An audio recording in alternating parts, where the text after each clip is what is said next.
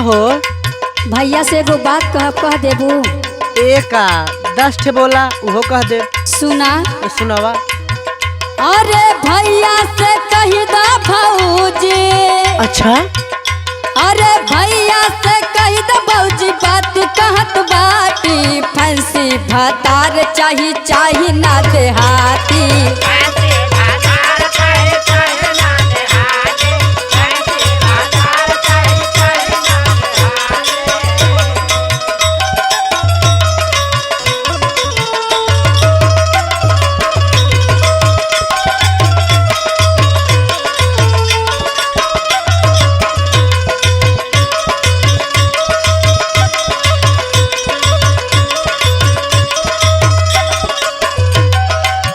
सुना तो के फंसी दूल्हा चाहिए। हाँ अच्छा तू ढेर बिगड़ गई लो। बोला। सुना सुनावा।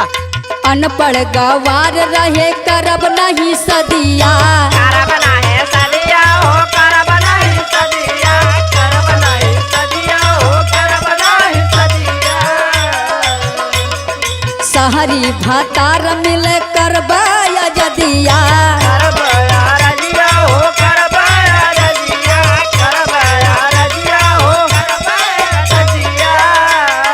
सुनत होगी ना। सुनत है। अनपढ़ गंवार रहे करब ना सदिया। सहरी भतार मिले करबाया जदिया। अरे साथ में घुमावे हमके लेके चौपाती।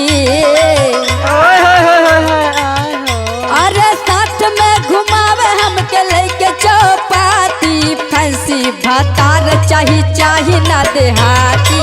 फंसी भतार चाही चाही ना देहाती। फंसी भतार चाही चाही ना देहाती।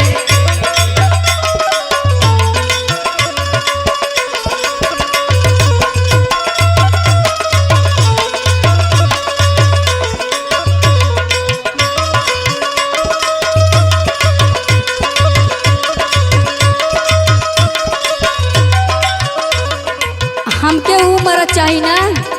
हाँ कि जौन के हमके हर सुख मिले। अच्छा सुना बड़े बड़े मॉलन में शॉपिंग करावे।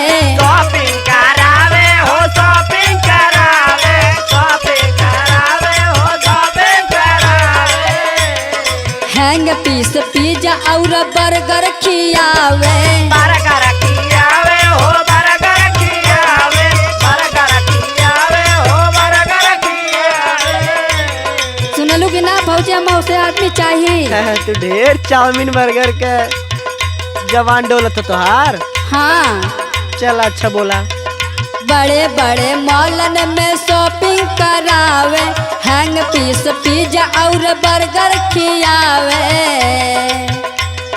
रहिया छोड़ाए दी है इंग्लिश में डांटी। रहिया छोड़ाए दी है इंग्लिश में डांटी। फंसी भतार चाही चाही ना देहाती। फंसी भतार चाही चाही ना देहाती। फंसी भतार चाही चाही ना देहाती।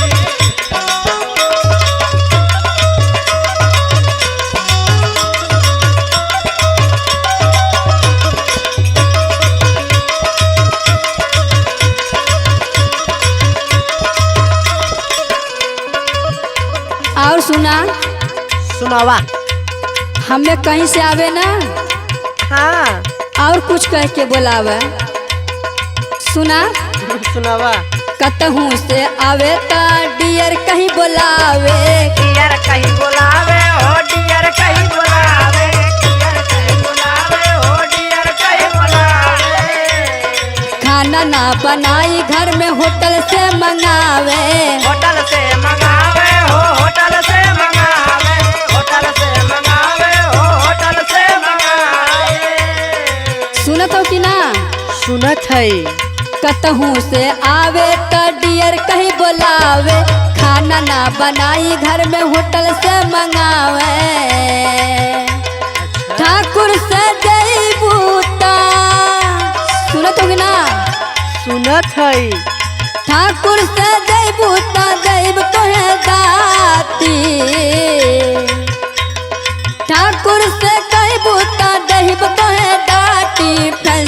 भातार चाही ना देहाती। फैंसी भातार चाही ना देहाती। फैंसी भातार चाही ना देहाती। फैंसी भातार चाही ना देहाती। फैंसी भातार चाही ना देहाती। फैंसी भातार चाही ना देहाती।